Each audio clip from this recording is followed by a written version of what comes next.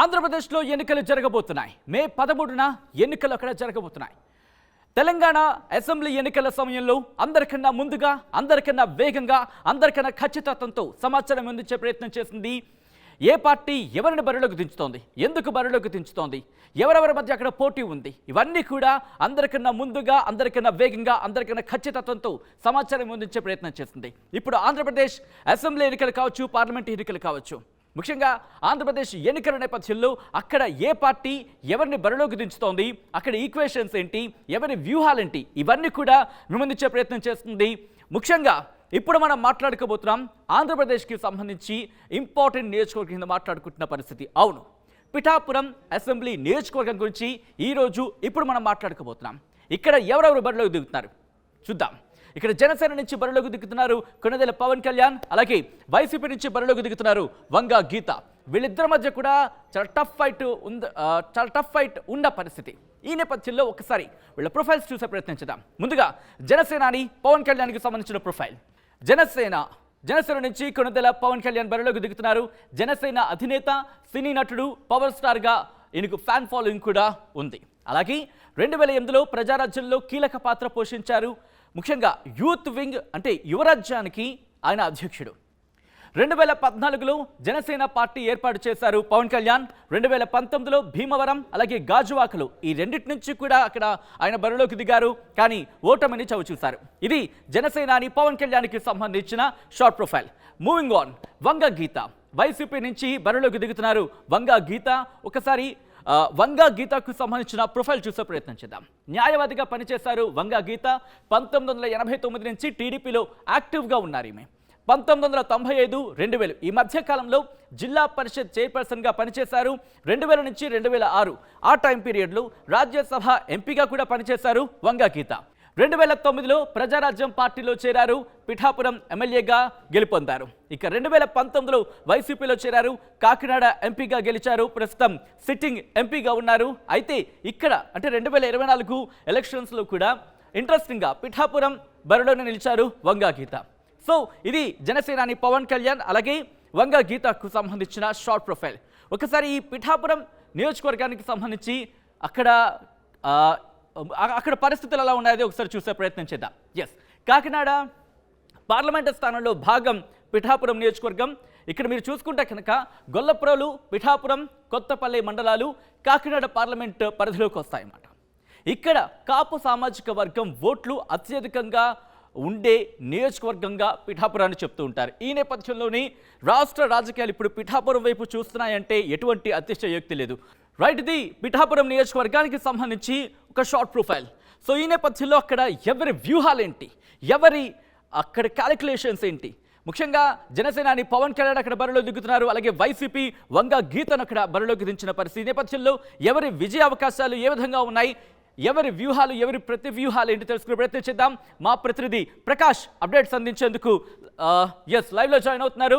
ప్రకాష్, ముఖ్యంగా జనసేనాని పవన్ కళ్యాణ్ అలాగే వంగా గీత వీళ్ళిద్దరూ కూడా పోటాపోటీగా ఉన్న పరిస్థితి.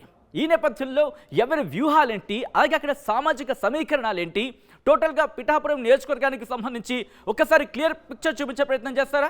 ఎస్ సచిన్, మనం ప్రధానంగా చూసుకుంటే పిఠాపురం కాకినాడ ఉమ్మడి తూర్పుగోదావరి జిల్లా 19 నియోజకవర్గాల్లో ప్రధానంగా చూసుకుంటే ఒక నియోజకవర్గంగా చెప్పుకొస్తారు. పిఠాపురం ఎంతో ఆధ్యాత్మిక పీఠంగా విరజిల్లుతూ వస్తున్నటువంటి పిఠాపురంలో ఇప్పుడంతా కూడా 2024 ఎన్నికలు ఎంతో ఆసక్తికరంగా మారాయని చెప్పాలి. ఎందుకంటే రాష్ట్ర వ్యాప్తంగా ఉన్నటువంటి రాజకీయాలు ఒక ఎత్తు అయితే, అలాగే పిఠాపురంలో ఉన్నటువంటి రాజకీయం ఒక ఎత్తుగా మారిపోయింది. ఎందుకంటే జనసేన అధినేత పవన్ కళ్యాణ్ ఒక పార్టీ అధినేత ఇక్కడ పోటీ చేయడంతో పిఠాపురంలో పోటీపై ఏ విధంగా ఉంటుందని కూడా ఆసక్తికరంగా మారింది. దానికంటే ఒక పక్కన ఆ జనసేన పార్టీ అధినేత పవన్ కళ్యాణ్ పోటీ పడుతుంటే ఎంతో సీనియర్ నాయకురాలైనటువంటి వంగా గీతా విశ్వనాథ్ ఎంతో సీనియర్ నాయకురాలుగా ఎంతో గుర్తింపు పొందింది. ఉమ్మడి తూర్పుగోదావరి జిల్లాలో ఒక మహిళా నేతగా కూడా ఆవిడంతా కూడా గుర్తింపు ఉండడంతో ఇప్పుడంతా కూడా రాజకీయాలు ఆసక్తిగా మారాయి. ఎందుకంటే అక్కడ పిఠాపురం నియోజకవర్గంలో కాపు సామాజిక వర్గం, ప్రధానంగా కాకినాడ పార్లమెంటు నియోజకవర్గం అంతా కాపు సామాజిక వర్గం ఎక్కువ ఉండే ప్రాంతం కావడంతో గతంలో 2019 ఎన్నికల్లో కూడా జనసేన అధినేత పవన్ కళ్యాణ్ పిఠాపురం నుంచే పోటీ చేయాలనుకున్నారు. అక్కడ శ్రీపాద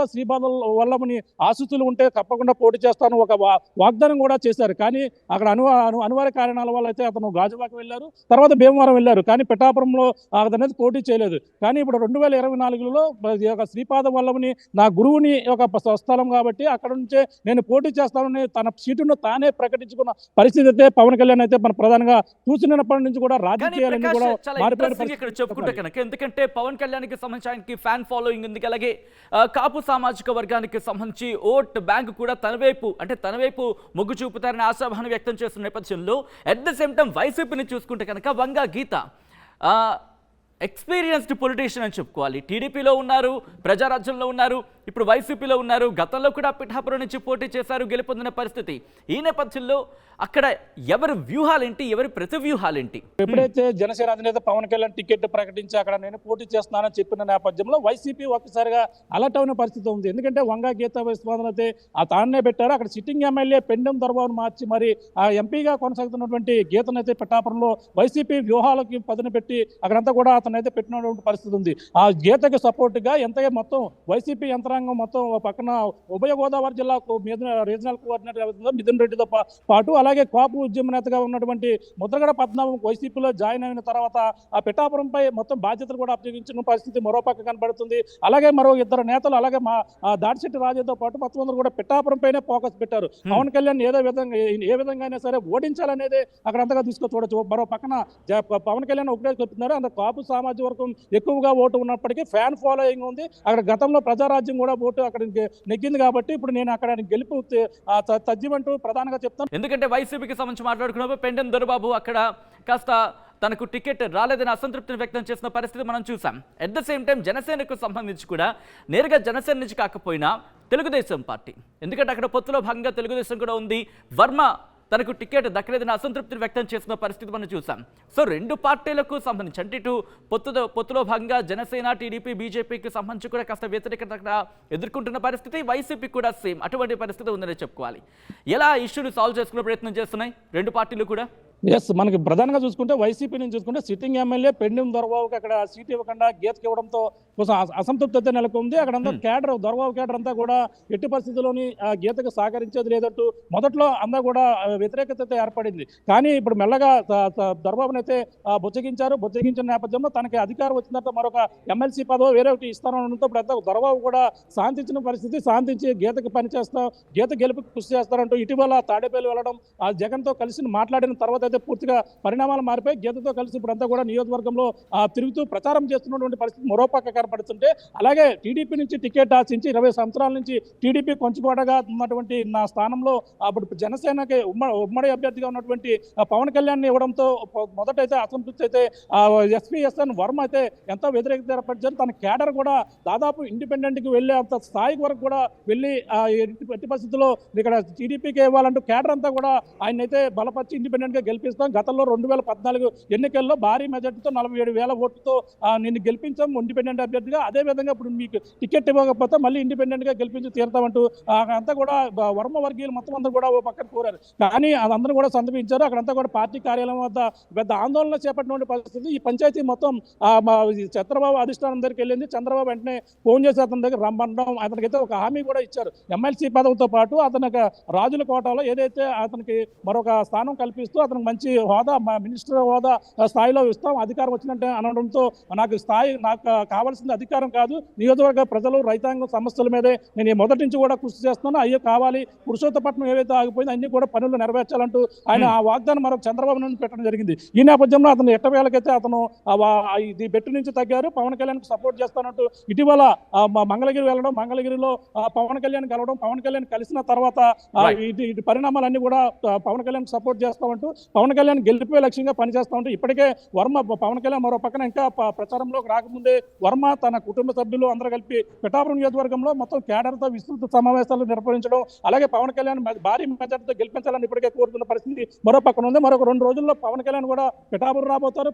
పిఠాపురంలో 31వ తేదీలో ఆ ప్రచారాన్ని అయితే ప్రారంభించడానికి అన్ని ఏర్పాట్లు కూడా చేస్తున్నారు. Right Prakash, thanks for update. So మొత్తంగా అయితే మాత్రం చాలా ఇంట్రెస్టింగ్ పోటీ అనేది చెప్పుకోవాలి. ఎందుకంటే ఇటు వైసీపీ నుంచి వంగా గీత కూడా సీనియర్ పొలిటీషియన్, ముఖ్యంగా ప్రజారాజ్యం పార్టీలో కూడా పిఠాపురం నుంచే గెలిచిన పరిస్థితి మనం చూసాం. ప్రస్తుతం కాకినాడ నుంచి, అంటే తూర్పుగోదావరి జిల్లా, ముఖ్యంగా కాకినాడ పార్లమెంట్ పరిధిలోకి వస్తుంది పిఠాపురం కూడా.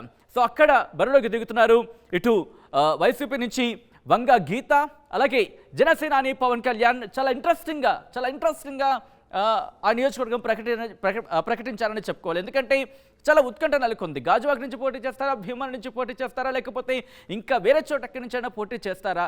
అయితే తూర్పుగోదావరి జిల్లాలకు సంబంధించి ఆయన పోటీ చేసిన అంశానికి సంబంధించి దాదాపుగా క్లారిటీ వచ్చినప్పటికీ కూడా ఆ సందిగ్ధత కొనసాగింది. కానీ జనసేనాని పిఠాపురం నుంచి పోటీ చేస్తారు అని ప్రకటించగానే ఒక్కసారిగా ఆంధ్రప్రదేశ్ రాజకీయాలు పిఠాపురం సెంట్రిక్గా మారాయి అనడంలో ఎటువంటి అతిశయోక్తి లేదు. ఇలాంటి పరిస్థితుల్లో ఏం జరగబోతుంది అక్కడ అనేది కూడా చాలా ఇంట్రెస్టింగ్గా మారింది. సో చూద్దాం, వేచి చూద్దాం అక్కడ ఏం జరగబోతుందో.